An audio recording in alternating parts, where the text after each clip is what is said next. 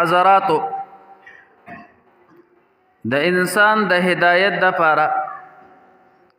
الله رب ذوالجلال په آقا نامدار محمد رسول الله صلی الله علیه وسلم باندې معظم مکرم او مبارک کلام نازل کړی دی. انسان با په دنیا کې څنګه وخت تیری، انسان با د دنیا نه چیزی په کم حالت کې زی، دغه ټول تعلیمات الله رب ذوالجلال په خپل کلام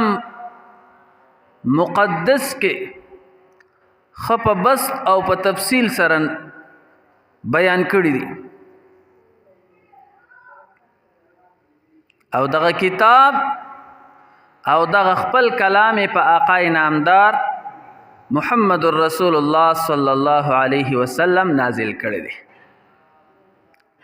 الله رب ذوالجلال بیان فرمای وهذا کتاب انزلناه مبارک، دا کتاب داسې کتاب دی الله رب ذوالجلال بیان فرمای چې منګه نازل کړی دی. برکت والا کتاب دی، مبارکن برکت والا کتاب دی. الله رب ذوالجلال بیان فرمای فتبعوه، تاسو د دې کتاب مبارک دغه کتاب منزل اتباع کوي، واتقوا او تقوا اختیار کوي، لعلکم ترحمون، د پاره د دې چې په تاسو باندې رحم وکړي شي. نو د چا چې د کتاب الله سره تعلق راغی، د چا چې د الله د کلام سره تعلق راغی، بس دغه انسان باندې به د الله رب ذوالجلال رحمتونه نازلیږي، او دغه انسان به الله رب ذوالجلال ته نږدې کیږي. زمونږ په دې امامانو کې لوی امام تیر شوی دی، امام احمد بن حنبل رحمه الله. الله رب ذوالجلال ورته لوی مقام ورکړی دی. امامانو ته الله رب ذوالجلال ټولو ته لوی مقام ورکړی دی. منګه مقلدین د امام ابو حنیفه رحمه الله یو، منګه تقلید د امام ابو حنیفه رحمه الله کو، خو منو ګورې ټوله او یو تم سپک نه وایو. ټول زمونږ بزرگان دي، ټول زمونږ اکابر دي، کو هغه امام مالک رحمه الله دی، کو هغه امام شافعی رحمه الله دی، کو هغه امام احمد ابن حنبل رحمه الله دی، او کو هغه زمونږ خپل امام نعمان ابن ثابت چې معروف په ابو حنیفه رحمه الله سره دی. منګه ټول منو او د ټولو به د زړه نه قدر هم کو. نو امام احمد ابن حنبل رحمه الله وی یو کم سلواره الله رب ذوالجلال په خوب کې ولیدل. د الله لیدل په خوب کې په دنیا کې زمونږ د اهل سنت والجماعت عقیده ده چې په خوب کې لیدل ممکن دي، او په ویښه باندې د الله لیدل په دنیا کې دا ناممکن دي، او په آخرت کې به په جنت کې به مؤمنین دیدار کوي. علی کل حال امام احمد ابن حنبل رحمه الله چې کله الله رب ذوالجلال په خوب کې ولیدلو، یو کم سلواره، نو دا تحیو او دا اراده وکړله چې کو دا بیرما الله رب ذوالجلال په خوب کې ولیدلو، نو زه به تا پوښتنه کومه چې یا الله تا ته کومه لار ډیره نږدې ده، او تا ته به په کومه لار باندې انسان دررسي. او دا انسان بستا محبوب په کوم لار باندې او په کوم عمل باندې ګرځيږي.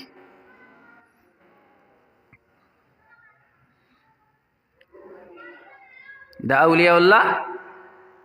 نظریه، د اولیاء الله اراده هغه ډېرې پخته او بلند اراده وي. زما استا په شانتي نه منګه به پکې چرته د دنیا تپوس کو د الله نه چې دنیا به څنګه پیدا کړم، مال جایداد به څنګه پیدا کړم. نه، د هغوی نظریه، د هغوی عقیده ډېره محکمه عقیده. نو د الله رب ذوالجلال نه به دا تپوس کومه چې یا الله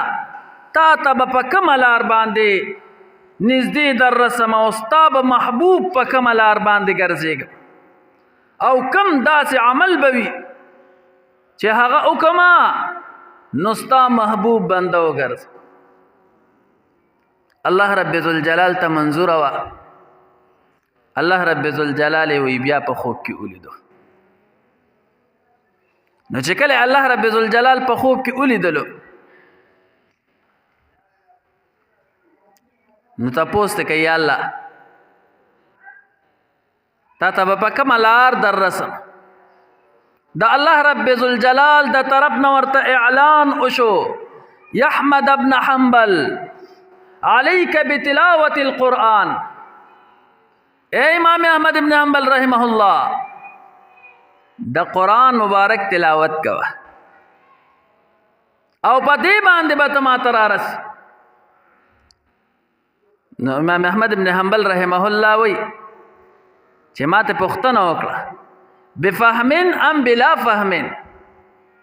یا الله په دې قرآن باندې کو انسان پوهیږي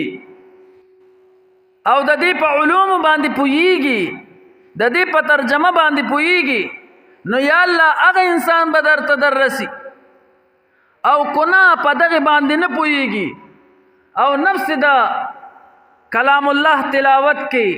د قرآن مجید تلاوت کوي، په دغه باندې به در رسی. وی الله رب ذوالجلال او فرمایل چې بفهمن و بلا فهمن، کو انسان په پوهیږي او کو نه پوهیږي، دواړه زما د نزدېکت ذریعه ده. کوم انسان چې دا غواړي چې زه الله رب ذوالجلال ته نږدې شم او د الله دا کلام باندې پوهیږم او کو نه پوهیږم راواد اخلي، نو دی به الله رب ذوالجلال ته نږدې شي. عزتمندو، الله رب ذوالجلال ته د نزدېکت ذریعه د قرآن عظیم الشان د الله د کلام مقدس دې سره تعلق او دې سره میل ملاپه راولي الب الله رب ذوالجلال ته نږدې کېږي.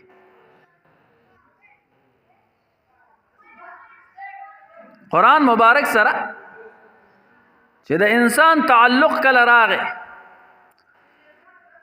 نو دی به الله رب ذوالجلال ته نږدې شي او د الله به محبوب وګرځېږي. یو لوی بزرگ تیر شوی دی مجدد الفسانی رحمه الله، د پیر صاحب او ډېر لوی سړی و، ځکه چې مجدد الفسانی رحمه الله لوی سړی دی نو پیر صاحب خو به خامخا لوی سړی دی. وایي دغه رنګې ناست دی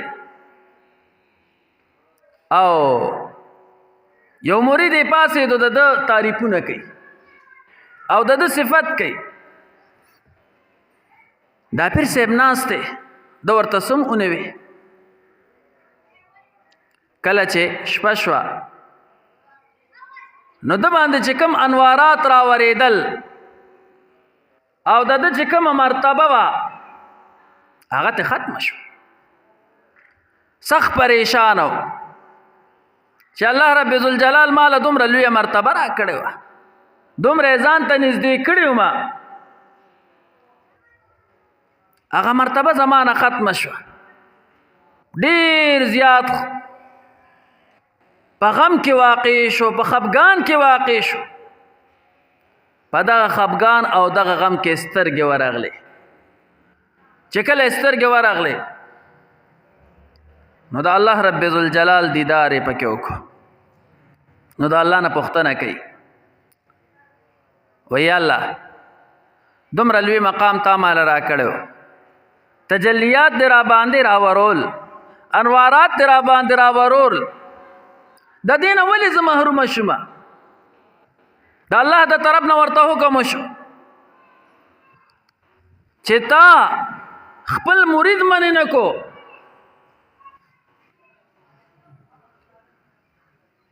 ستا په مخ کې ستا تعریف کو، ستا مدح بیانولا او ته په آرام ناست تا ورته دا مونوي چې خاموشه شه. ځکه چې حدیث مبارک کې راځي څوک چې ستا په مخامخ باندې تعریف کوي او ستا صفت بیانوي نو احسو التراب على وجوه المداحين. رسول الله مبارک بیان فرمایي دا خور راوالی او د دې ستاسو دا مدح چې بیانې، ستاسو دا تعریف چې بیانې په دې باندې ورولې، په مخ ولا خور وروله چې د صفت لایق د مدح لایق ذات خو الله رب ذوالجلال دی او ته زما صفت کې. نو مجدد الفسانی رحمه الله پیر صاحب ته وویل شو چې ستا مرید ستا مدح بیانولا او تا دې منې نه کو، د دې وجه مې درنه دا تمام تجلیات ختم کړل او دا انوارات مستانه ختم کړل. پیر صاحب ورته وایي یا الله انوارات خو دې رانه ختم کړل، ما نه ګناه وشوله،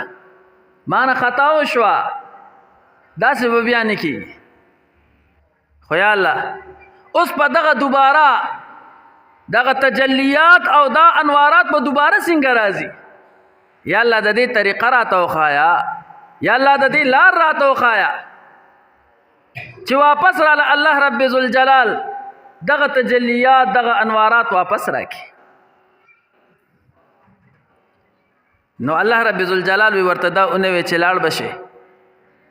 او یو لوی پیر صاحب لا چې ستانه اوچتي یا یو لوی محدث لا یا یو لوی شیخ لا، نه نه، الله رب ذوالجلال ورته او فرمایل چې لاړ بشي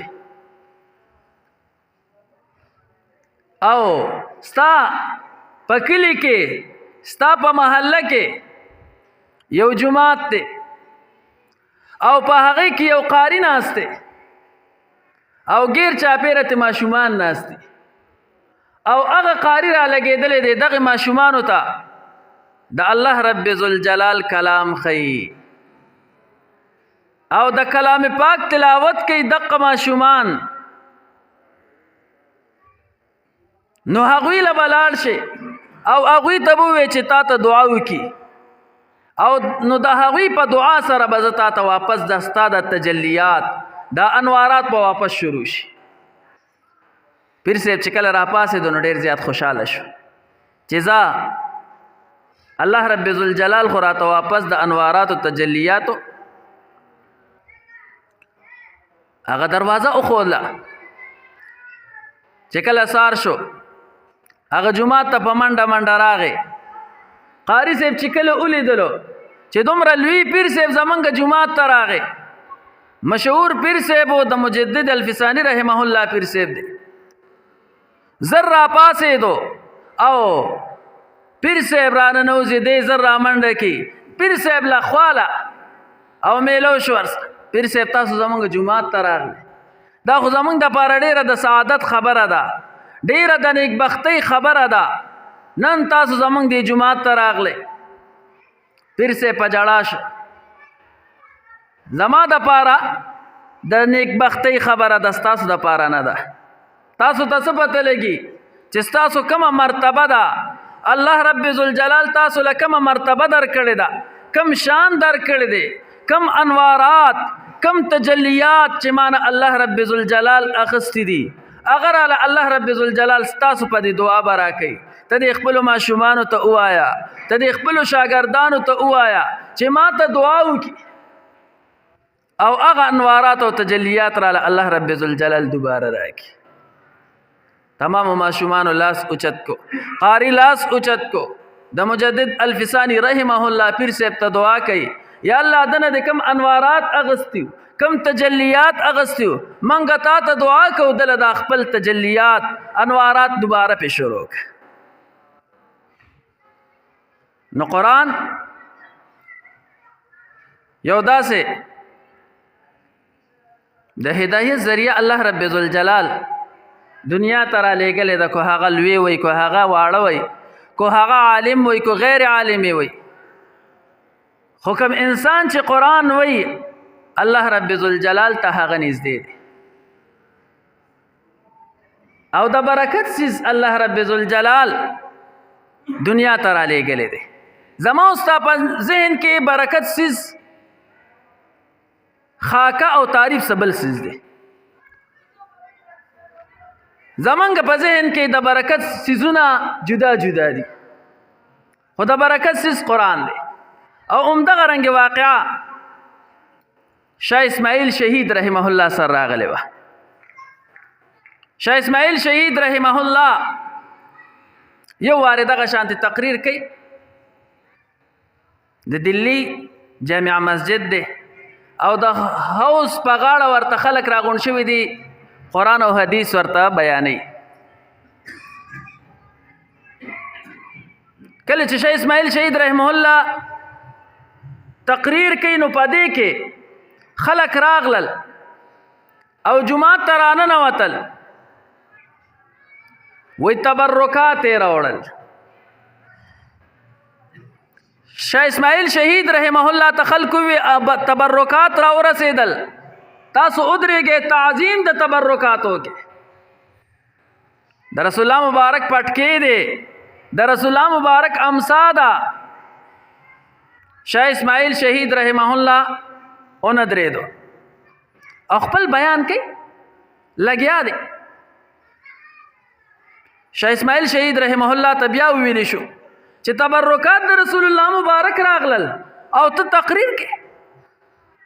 پکار خدا دی چې ته په تعظیم کې ودرېږې.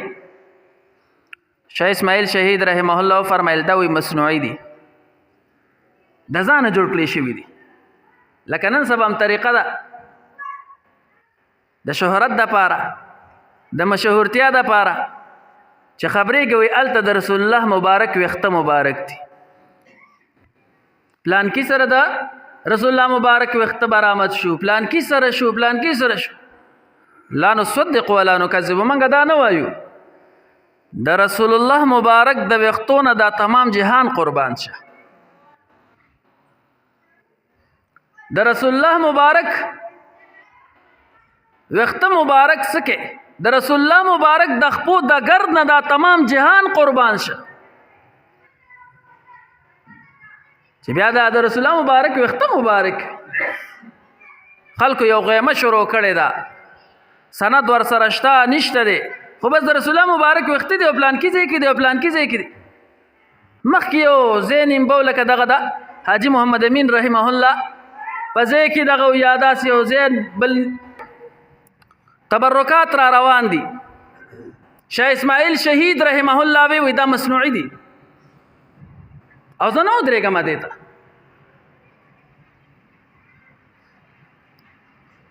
هغه خلک غصه شو چې دا څنګه چل دی، د رسول الله مبارک تبرکات راله او دی ونه درېدو. اکبر بادشاه ثانی دا هغه دور هغه ته خلکو دا چغلی وکړله او د ده دا خبرې ورته ورسوله چې څه به دغه شانتې شاه اسماعیل شهید رحمه الله تقریر کو، د رسول الله مبارک تبرکات راغلل او دی ونه درېدو او د هغې تعظیم ونه کو. اکبر بادشاه ثانی هغه شاه اسماعیل شهید رحمه الله راغوښتو. ارواح ثلاثه کې دا واقع لیکلی ده. شاه اسماعیل شهید رحمه الله راغوښتو، ورته وی د رسول الله مبارک تبرکات راغلل او تا تقریر جاری ساتو او ته ونه درېدې، رسول الله مبارک تعظیم کې ته ونه درېدې. شاه اسماعیل شهید رحم الله ورته فرمایل وای ما غټیم ویلو چې دا مصنوعي دي او بل زه د رسول الله مبارک په نیابت کیوما العلماء ورثه الانبیاء نو ما خلکو ته واعظ او نصیحت کو زه څنګه ودرېدلو اکبر بادشاہ ورته ویلې وای تاسو سره څه دلیل دی چې دا مصنوعي دي څه دلیل خو راته وایي چې دا مصنوعي دي او د ځانه جوړ کړی شوي دي شاه اسماعیل شهید رحم الله ورته وای دا تم منې چې دا مصنوعي دي وای زی څنګه منم چې مصنوعي دي وای کو دا مصنوعي نه وي نو دا وای کال کې یو پیره یا دو پیره ستا دربار ته وړل کېږي نو کو دا د رسول الله مبارک تبرکات نو پکار دی چې تو ورلتلې تعالی نه راتلل تب ورلځي اکبر بادشاہ سرخ کته کو چې واقعي دا خو منګ له وړل کېږي منګ له پکار چې منګ لړ شو دا ادب د پاره دا منګ له وړل کېږي او بیا اعلان کوي قرآن شته ویا قرآن خوشته قرآن وی راوړی قرآن راوړل شو وی بخاری شریف شته ویا بخاری شریف هم شته وی راوړی بخاری شریف راوړی بخاری شریف هم راوړل شو قرآن هم راوړل شو شاه اسماعیل شهید رحم الله او فرمایل وای تاسو خو د تبرکات ډیر تعظیم کوي ټول وی او منګه تعظیم کو او وای زم راګیر کړي ما چې د تعظیم ونکو وای دا قرآن تاسو معنی وای او وای دا د چا کلام دی وای دا د الله کلام دی دا بخاری شریف معنی وای دا د چا خبرې دي وای دا د آقا نامدار محمد رسول الله صلی الله علیه وسلم خبرې دي وای دا خو معنی چې دا تبرکات دی او کو نه دي دا قرآن تبرکات دی او کو نه دي ټول ویاو برکت والا کتاب دی مبارکون دی بخاری شریف ته لاسونه چې په دې باندې قوم هم تاسو عقیده ده چې دا د رسول الله مبارک خبرې دي او د رسول الله مبارک تبرکات دي ویاو دام من نو قرآن خو راغی بخاری شریف خو راغی ما خو یو قسمونه لیدو چې ودرېدی ما خو یو قسمونه لیدو چې د قرآن په تعظیم کې ودرېدلې وې د بخاری شریف په تعظیم کې ودرېدلې وې حکم مصنوعي تبرکات چې تا جوړ کړی دي ما جوړ کړی دي دلیل هم پې نشته سند هم پې نشته د هغې دپاره خو موږ ودرېږو د هغې په تعظیم کې خو موږ چغې او سورې وهو خو قرآن موجود دی بخاری شریف موجود دی د الله رب ذوالجلال کلام موجود دی د آقا نامدار محمد رسول الله صلی الله علیه وسلم خبرې موجود دی د هغې په تعظیم کې خو تاسو ونه درېږئ اصل تعظیم خو دا دی چې موږ د قرآن تعظیم وکړو موږ د بخاری شریف تعظیم وکړو موږ تعظیم صرف او صرف د تبرکات وکړو هغه هم صرف او صرف د شهرت دپاره حضراتو الله رب ذوالجلال بیان فرمایي دا کتاب مبارک کتاب دی او بیا چې د دې کتاب سره د چا تعلق راغی آقا نامدار محمد رسول الله صلی الله علیه وسلم بیان فرمایي لو جعل القرآن فی اهاب کو چېرې دا قرآن په یو چمړه کې واچولی شي په یو چمړه کې وګرځولی شي ثم القی فی النار نو بیا به دا په اور کې وغورځولی شي محترقا آقا نامدار محمد رسول الله صلی الله علیه وسلم بیان فرمایي محترقه دا به نه سوځي محدثین وی د چمړې نه مراد دغه د انسان چمړه ده د انسان وجود دی او د اور نه مراد د جهنم اور دی خدا خو سکے د جهنم اور خو پرېږده د دنیا اور کو وي او د چا په دې قرآن باندې عقیده راغله او نظریه په مضبوطه شوله دغه ده دنیا اور به هم نه سوځي شاه عبدالعزیز محدث دهلوي رحمه الله بس د آخري خبره کوم بیا بس کو د هغه په دور کې یو عیسائی پادری راغی او خلکو له دا چیلنجونه ورکول چې ما سره مناظره وکړي مناظره به څه وي مناظره په دې باندې ده چې ما دا انجیل راغستی دی په دې باندې زمونږ ایمان دی دا به اور ته غورځو تاسو به خپل کتاب غورځوئ چې کوم اوس وځېدو ابه باطل وي چې کوم پاتې شو ابه حق وي ټولو خلکو وي چې د سره به اوس څه کوو شاه عبدالعزیز محدث دهلوي رحمه الله ته هم دا خبر راورسېدو وی رای ولی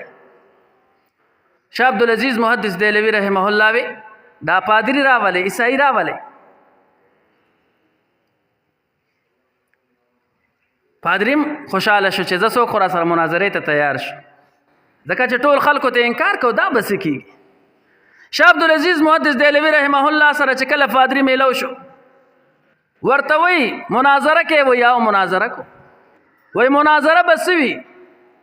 په څه باندې به مناظره کې وی دا ما انجیل راوړی دی دا به اور ته غورځوم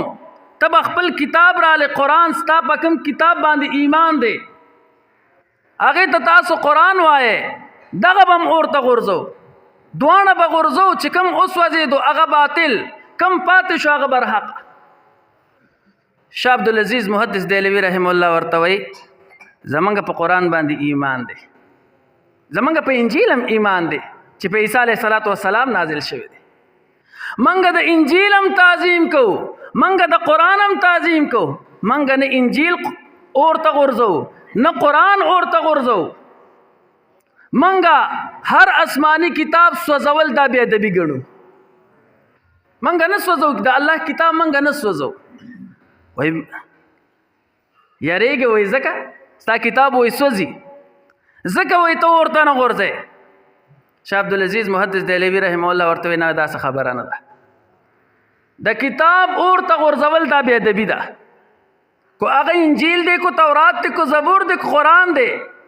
هر کتاب چې اور ته وغورځې او سوځې دا بې ادبي ده راځه داسې کار به وکړو ته دا خپل انجیل خپلې سینې سره کلک ونیسه زه به دا خپل قرآن راوالمه د الله دا کتاب به راوالم خپلې سینې سره به یې کلک ونیسمه او دواړه به اور ته ورټوب چې څوک وسوځېدو هغه باطل چې څوک ونه سوځېدو هغه په حق شاه عبدالعزیز محدث دهلوي رحمه الله ورته دغه چیلنج ورکړو راځه وایي سینې سره خپل کتاب ونیسه پادري رستو شو شاه عبدالعزیز محدث دهلوي رحمه الله ورته وی راځه چې ورودانګو اور ته به ورودانګو کو تو سوځېدې ته باطل زه سوځېدم زه باطل راځه نن به پته ولګي خپل کتاب سینې سره ولګوه زه به د الله کتاب قرآن سینې سره ولګوم دواړه به ورته ور ودانګو پادري ورته وی نه داسې نشي کېدی وی ولې وی کتاب خو ما ځکه ورغورځو اور ته چې په دې باندې ما مساله پورې کړې ده چې اور به پې اثر نه کوي خو زه خو د اور نه یریږم او اور ته نه وردانګم شاه عبدالعزیز محدث دهلوي رحمه الله ورته وایي منګه په دې قرآن باندې ایمان دی دا منګه سینې سره لګو اور ته به وردانګو نه به سوځي لو جعل القرآن فی اهاب ثم القی فی النار آقا انعامدار محمد رسول الله صلی الله علیه وسلم بیان فرمایي کو چرې دا قرآن په یو چمړه کې بند کړی شي او اور ته ور وغورځولی شي محترقا دا به نه سوځي نو دغه قرآن سره تعلق د دغه قرآن سره میل ملاب د دغه تلاوت کول دا د دواړو جهانو د کامیابۍ